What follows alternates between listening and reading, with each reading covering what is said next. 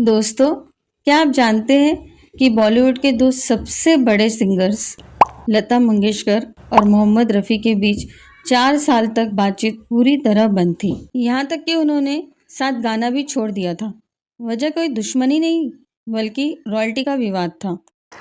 आपने जो बात की है, नहीं मैं आपके साथ गाऊंगा नहीं। मैंने कहा आप क्यों तकलीफ कर रहे हैं, मैं ही नहीं गाऊंगी आपके साथ। लता जी चाहती थी कि सिंगर्स को गानों की रॉयल्टी मिले, लेकिन रफ़ी साहब का मानना था कि एक बार फीस मिलने के बाद हक प्रोड्यूसर का होता है। नतीजा, दोनों के अहंकार की लड़ाई में पूरी फिल्म इंडस्ट्री परेशान हो गई। डायरेक्टर्स को दूसरे सिंगर्स से काम चलाना पड़ा। फिर एंट्री हुई दो दिग्गजों की। पर्दे के पीछे संगीतकार जय किशन ने दोनों को बातचीत के लिए मनाया, लेकिन असली धमाका किया सचिन देव बर्मन यानी एसडी बर्मन ने। सितंबर 1967 में बर्मन दा ने अपने एक लाइव शो में दोनों को स्टेज पर बुला लिया। सालों की कड़वाहट मिटी, दोनों मुस्कुराए और 4 साल बाद दोनों का पहला डुएट गाना आया, दिल पुकारे आरे आरे आरे। और इस गाने ने बॉलीवुड इंडस्ट्री में धूम मचा दी। ऐसे खत्म हुआ बॉलीवुड का सबसे बड़ा कोल्ड वॉर। लेकिन सितंबर 2012 में एक इंटरव्यू के दौरान लता जी ने अपने और रफ़ी साहब के बीच के पुराने कोल्ड वॉर का जिक्र किया। उन्होंने बताया कि गानों की रॉयल्टी को लेकर दोनों के बीच एक मीटिंग में बहस हो गई थी। गुस्से में रफ़ी साहब ने कह दिया कि वह आज से लता के साथ नहीं गाएंगे।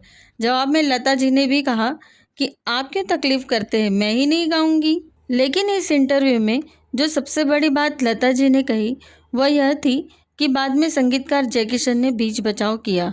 लता जी के अनुसार उन्होंने जय किशन से कहा था कि वह रफ़ी साहब से लिखित में माफ़ी मंगवाए।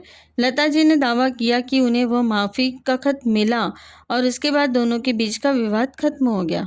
लेकिन दोस्तों, कहानी में असली ट्विस्ट तब आया जब लता जी के इस दावे पर मोहम्मद रफ़ी के बेटे शाहिद रफ़ी ने तीखी प्रतिक्रिया दी। मेरा मुद्दा एक ही चीज़ है कि अगर रफ़ी साहब ने उन्होंने अपॉलजी लेटर लिखा है, प्रूव इट। शाहिद रफ़ी ने एक प्रेस कॉन्फ्रेंस की और लता मंगेशकर के उस दावे को रिजेक्ट कर दिया।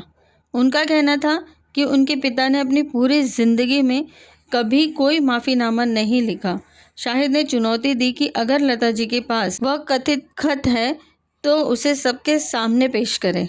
यही नहीं, शाहिद रफ़ी ने यह भी आरोप लगाया कि लता मंगेशकर असुरक्षा की भावना के कारण उनके पिता का नाम खराब करने की कोशिश कर रही है।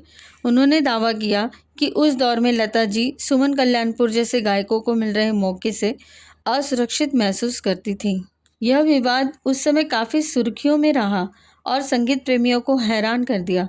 एक तरफ लता मंगेशकर का दावा था और दूसरी तरफ रफ़ी साहब के बेटे का उसे गलत ठहराना। हालांकि बाद के सालों में लता जी ने कई बार माना कि रफ़ी साहब एक महान और समर्पित गायक थे। आप इस पूरे विवाद को कैसे देखते हैं? क्या आपको लगता है कि वाकई कोई खत था या यह इंडस्ट्री के कलाकारों के बीच का एक आपसी मतभेद था? हमें नीचे कमेंट बॉक्स में ज़रूर बताएं दोस्तों। वीडियो पसंद आया हो तो इसे लाइक करें और ऐसे ही म्यूज़िक के अनसुने किस्सों के लिए हमारे चैनल को सब्सक्राइब करें।